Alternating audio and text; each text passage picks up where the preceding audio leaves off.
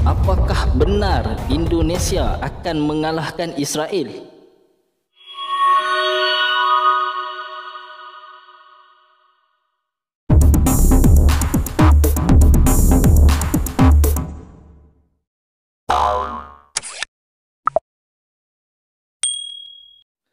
Hai, Assalamualaikum warahmatullahi wabarakatuh. Welcome back to my channel bersama aku Munir dalam HM Studio. Apa khabar sahabat-sahabat yang setia dengan channel ni? Aku doakan kalian dikurniakan kesihatan yang baik dan dimurahkan rezeki rohani jasmani oleh Allah Subhanahu Wa Taala. Amin amin ya rabbal alamin. Pada kalian yang baru singgah ke channel ni, jangan lupa untuk tekan tombol subscribe dan loceng notificationnya supaya kalian dapat update video terbaru daripada channel aku, serta like, comment and share. Okey, untuk reaction kali ni aku nak react satu video dari Kami Channel. Video ni bertajuk Berita Terkini Indonesia Kalahkan Israel. Wow. Apakah benar Indonesia akan mengalahkan Israel? Okey, bagi pendapat aku ini tidak mustahil ya. Jika kita lihat dari aset perang dan juga kekuatan ketenteraan, memanglah Israel memiliki senjata yang canggih. Tetapi jika dilihat dari segi kekuatan ketenteraan, ini memberi kelebihan kepada Indonesia kerana Indonesia mempunyai tentera yang ramai. So, untuk kita nak mengetahui informasi yang lebih lanjut, jom kita saksikan video ini dengan kiraan 1, 2, 3. Israel punya Iron Dome, Indonesia andalkan NASAMS yang tak kalah canggih. Ancaman dan gangguan musuh yang ingin mencabik-cabik persatuan dan kesatuan bangsa. Oleh sebab itu, keseimbangan adalah profesionalitas. Berani, tegar, dan Semangat ya kan? komando, komando, komando. Pertempuran Israel dan pejuang Palestina di jalur Gaza memberikan pemahaman baru mengenai seluk-beluk persenjataan, Iron termasuk Dome. sistem pertahanan untuk menangkal serangan. Serangan udara Zionis Israel ini menyasar anak-anak Gaza, menyasar Ya, betul. pemukiman Hanya warga anak-anak Gaza yang menjadi dan mangsa sipil. Israel. Bahkan tidak hanya serangan udara, namun tank-tank baja sudah sangat intens dan masif juga melakukan serangan dari wilayah perbatasan Gaza bagian timur.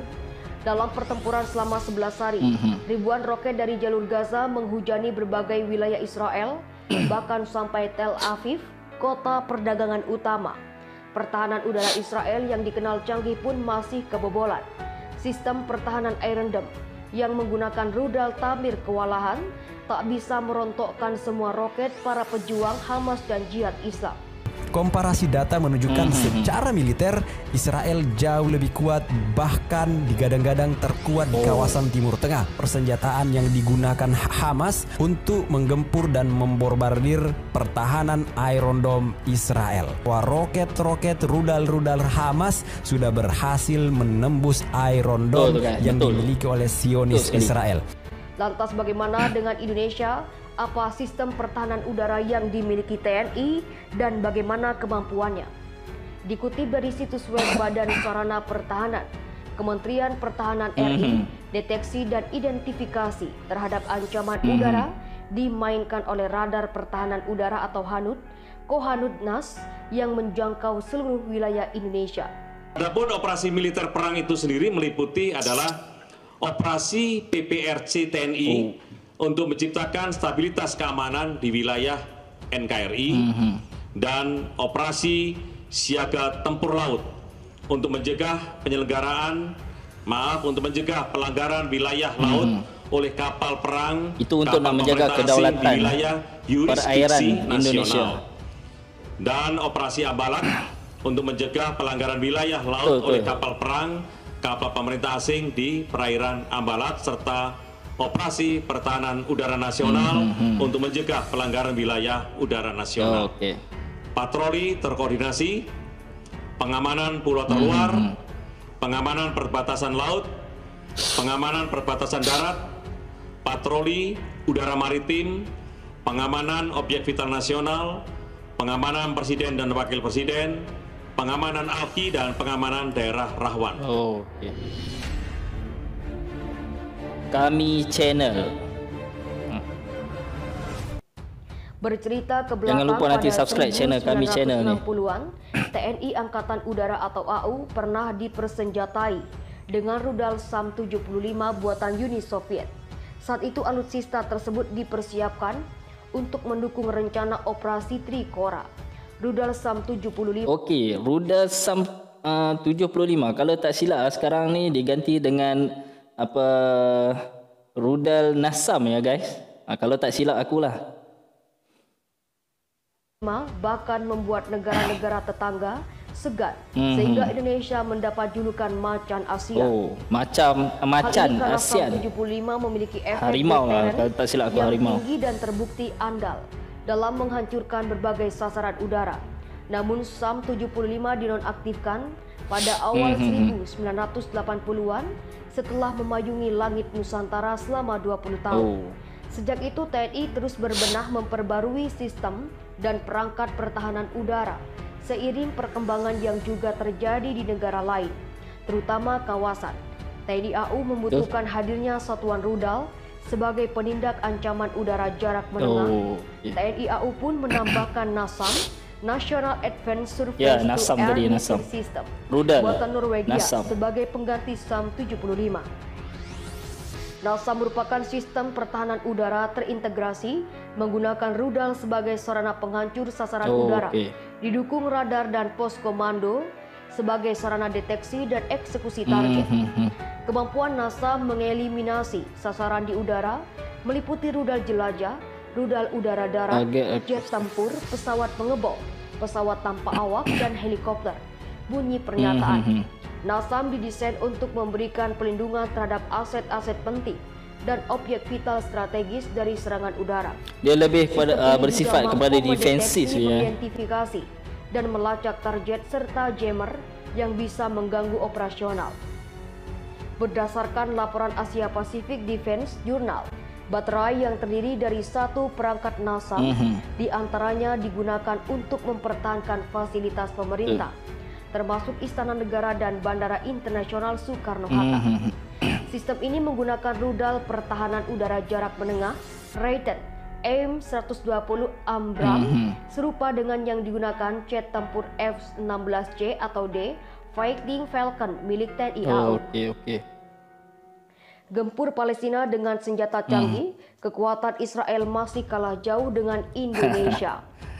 Ada hati dia nak menyerang Indonesia. Israel terhadap bangsa Palestina bermimpi lah, terus berlanjut.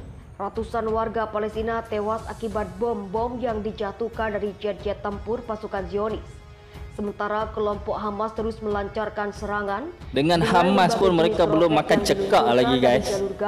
Ini kan nak serang Indonesia. Gajah melawan semut, kekuatan kelompok Hamas jauh tertinggal dengan mesin-mesin tempur Israel yang dilengkapi tank Merkava dan jet tempur siluman generasi kelima F-35 Lightning II. Mengutip situs data statistik militer dunia, Global Firepower tahun 2021, Israel berada di peringkat 20 dunia dengan populasi 8.675.475 orang. Israel memiliki pasukan militer sebanyak 643.000 orang. 643.000 orang. Negara Zionis kekuatan ini militer mempunyai 595 pesawat udara yang meliputi lebih dari 250 pesawat tempur.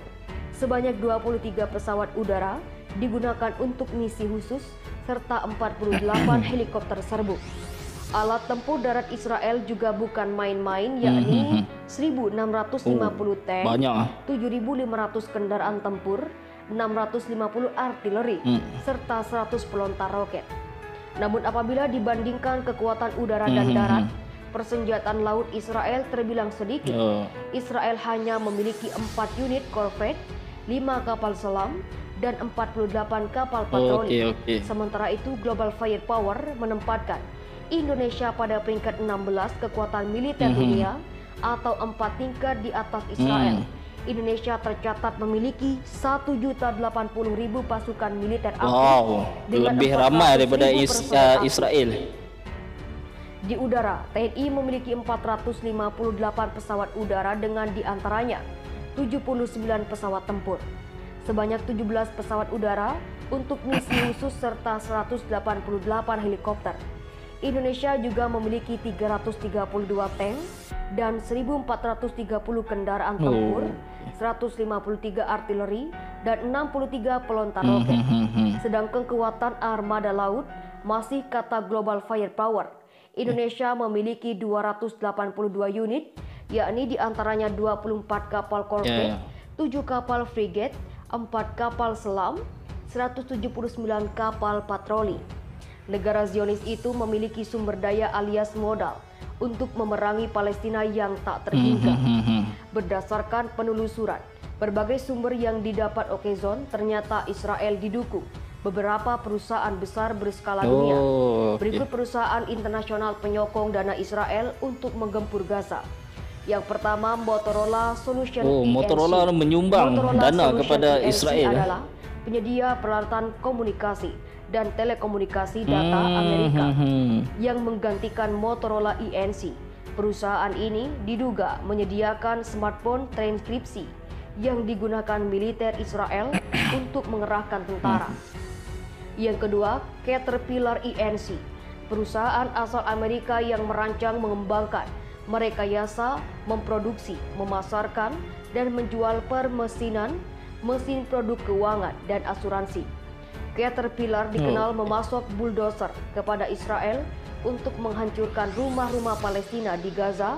Perusahaan ini terkenal karena penyebaran peralatan Israel untuk memperkuat penghalang militer serta meratakan lahan pertanian Palestina. Yang ketiga, Combine System ENC. Combine System ENC adalah perusahaan yang berbasis di AS yang mengkhususkan diri dalam pembuatan peralatan militer dan polisi seperti tabung gas air mata, granat flash, amunisi. Perusahaan ini memasok persenjataan ringan dan peralatan keamanan seperti gas air mata dan granat kepada pemerintahan-pemerintahan yang represif. Yang keempat, Sabra Dipping Company LLC. Perusahaan ini berkedudukan di Amerika Serikat. Sabra Dipping Company memproduksi produk makanan termasuk humus dan guacamole. Perusahaan ini menyumbangkan paket makanan kepada Brigade Golani milik tentara Israel di Gaza. Yang kelima, Monsanto. Israel menyemprotkan zat beracun glyphosate yang terkenal berbahaya buatan ini Monsanto, senjata yang diharamkan, anak perusahaan Bayer. Tapi Israel sanggup menggunakannya untuk membunuh rakyat Palestina di perbatasan pagar militer Israel dengan Gaza.